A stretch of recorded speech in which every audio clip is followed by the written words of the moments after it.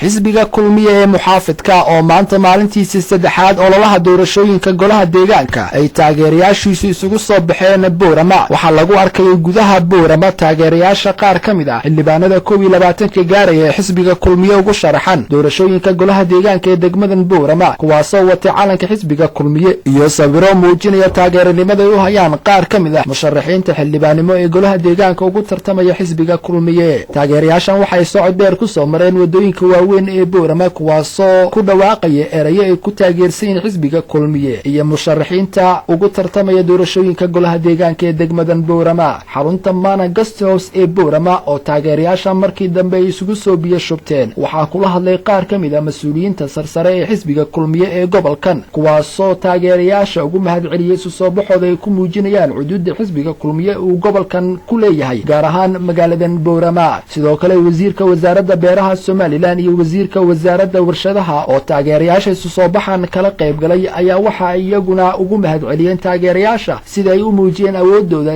isla markaana waxa ay ka sheekeen waxqabadka xukuumadda madaxweynaha Soomaaliland Axmed Maxamed Maxamuud Siilaayo oo isaguna kulankan kala qayb galay taageerayaasha ayaa waxa hadaladiisa kamid ahaa